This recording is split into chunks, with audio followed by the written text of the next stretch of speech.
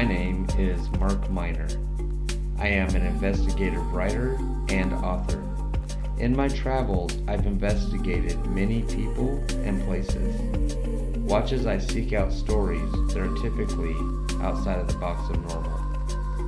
I am the Seeker.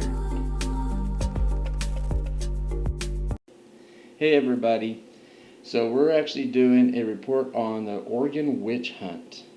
So Oakridge is a little town nestled in the Green Mountains of the Pacific Northwest. It's a typical small Oregon lumber town, the sort of place where people still talk about the day the town's brothel burned down in 1928. In the spring of 1983, a politically ambitious police chief and a fundamentalist minister managed to stir up enough excitement to last the town another 60 years. During the winter of 1982, a young girl named Jenny Walker killed herself in a fit of adolescent despair, leaving behind two shocked parents. But the Walkers' grief was disturbed only a week after her death, when they were approached by Police Chief John Schertz, who said he had evidence that Jenny had been involved with witches. These witches, Schertz claimed, were responsible for the girl's suicide. Before her death, Jenny had told some friends how she had rescued the head of a childhood doll from a trash fire and how she found a coyote's skull in the forest surrounding Oakridge. In going through Jenny's possessions after her death, her parents found the scorched doll's head, the coyote's skull, and the incense burner, and buttons of various rock groups.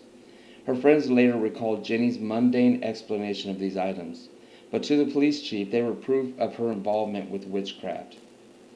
The police began an investigation of the girl's friends and found that Jenny's best friend's mother, Susan Newell, was calling herself a witch.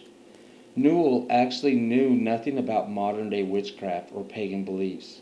She was not aware of the basic tenets of modern witches, that the earth is sacred, that everything is connected to everything else, and that each person is responsible for his own actions.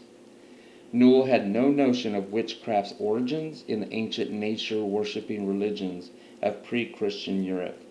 All she knew she had learned on the Late Late Show and in cheap Gothic novels. But that was sufficient for the police. Newell was taken to the police station for interrogation, where for several hours Police Chief Schertz asked her questions. Schertz: in my line of work, I work with a lot of people. Sometimes I can tell a lot about people. You know what I think? I think you're a high priestess. Newell responded, what? Schertz said, you're a witch, aren't you? Newell responded, I guess you could call it that. When further questioned in the matter, Newell claimed that she was the high priestess of the Golden Dawn, the name of her coven, so Schertz related. That she was actually a member of the Golden Dawn is highly unlikely. This was a notorious group of early 20th century British occultists who included Aleister Crowley as well as the Irish poet William Butler Yeats. It disbanded in 1947. It may have been the only real occult group Newell had ever heard of, and was probably the first name that came to her mind. Under the pressure of the interrogation, Newell named 6 other witches residing in Oakridge. Several of these people had been friends of Jenny Walker. Selected portions of the tapes of Newell's interrogation were played to the city council and local ministers. During these selected playings, only 2 of the accused witches' names were mentioned. The newly accused were 2 young women, Betty Taylor and Jennifer Lindsay.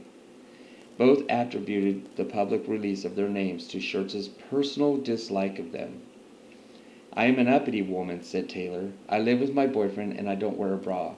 I don't have church connections. I'm not one of them. She said that since the tapes were released publicly indicating that she was a witch.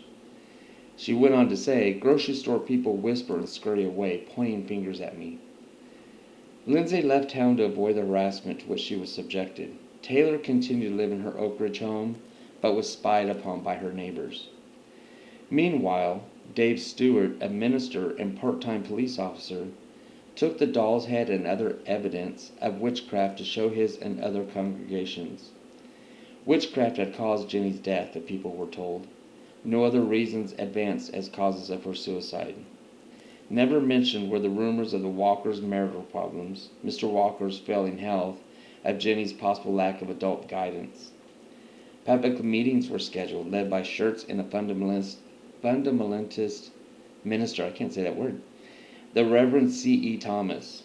The first meeting attracted only a handful of people, but the second drew nearly 40, quite a crowd for that small town, and the press was there in force.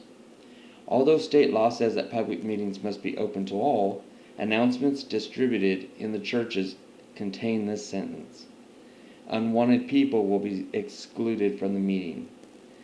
The meetings were advertised to discuss sexual abuse, child abuse, and pornography, but witchcraft was the only topic ever spoken at those meetings. Despite the evidence, the Walkers doubted that witchcraft had any part to play in their daughter's suicide. "We're not blaming anybody," they told the press. The Walkers' doubts notwithstanding, Thomas and Schurz were riding high on the wave of hysteria. They called a third meeting at the high school. 300 persons showed up. The press, too, arrived, but television and tape recorders were banned from the auditorium in direct violation of state law. The meeting opened with a plea to bring Christianity and prayer back into the schools. Ministers told the crowds that the only protection they had against the evils of witchcraft was to come to church. The ministers advised them that there would be counseling and classes taught by the ministers themselves. Another former Oakridge police officer who claimed to have had ties with the occult, but who recently had been born again, testified.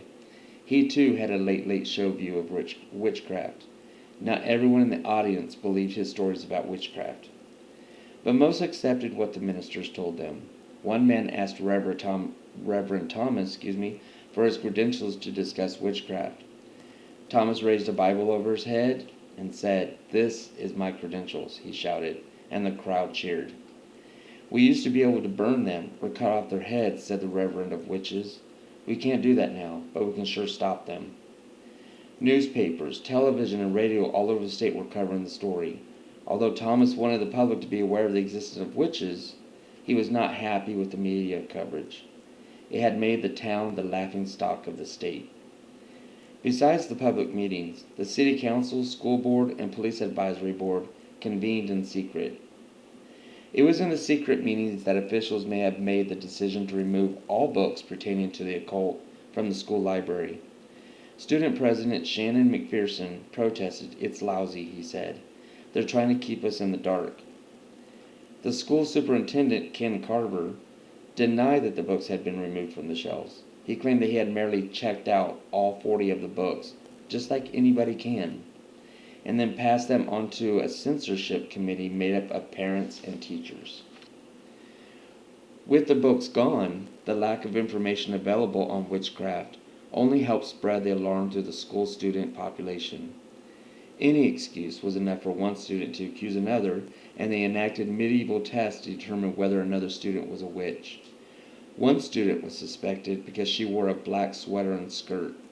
She was approached by another student who pressed a paper cross against her arm. "You must not be a witch," the student accuser said, "because the cross didn't burn you." Other students used the situation to get attention. They pretended that they were witches. They left death threat notes on other students' lockers, or claimed they hexed or been hexed by other students and teachers. The school superintendent made up a list of all students who had ever checked out any of the occult books and distributed it to the teachers. Those on the list were watched for possible involvement with witchcraft. Reverend Thomas advised parents to watch their children for signs of occult activity. He told parents and students to look to him and other ministers to lead the light against non-Christian religions such as witchcraft, Hinduism, and Buddhism. "If you aren't a Christian, you can't fight it," he declared. The devil will deceive you. This is a spiritual battle, and the devil is as real as God is. We have witches here in Oakridge from the very pits of hell. But the reverend and police chief had long since lost control of the situation, and the monster they created began to turn on them. Thomas was receiving negative letters from other ministers around the country. "They tell me I'm off the wrong end." "Well, that's what told Peter and John," he said. Betty Taylor, one of the original women accused of being a witch, hired a lawyer who started making slander suit noises. Accusations could no longer be made without proof for fear of litigation. Although it was announced there would be other meetings, none was ever held. Several weeks after the final meeting, the Walkers appeared on a statewide television talk show. They told the audience that after learning about paganism and witchcraft from legitimate members of the old religion and other occult groups, they concluded that Newell wasn't a witch, although they still disliked her and thought she might have had some responsibility for their daughter's suicide. They said they saw nothing wrong with witchcraft and nature religions and felt everyone should be free to choose his own style of worship. We don't believe in banning any religion, they said. The Reverend continued to rail against witchcraft, other non-Christian religions, and liberal Christianity, which is called Tommy Rot, but he could no longer make direct accusations against individuals for fear of legal action. The police chief was subsequently demoted. Ironically, during the entire episode, no one ever explained how so-called witchcraft had led to Jenny Walker's suicide. Since the episode, Oakridge has again become the quiet little town it was. But beneath the surface here, and in places like it, runs a fear of things and people who might be different. Persecution takes many forms and comes in many guises. Witch hunts, real witch hunts, are not dim memories of the Dark Ages. They are real. They still happen, and they can happen again. This is a shame, because we should have progressed from this. Well, I hope you enjoyed this story.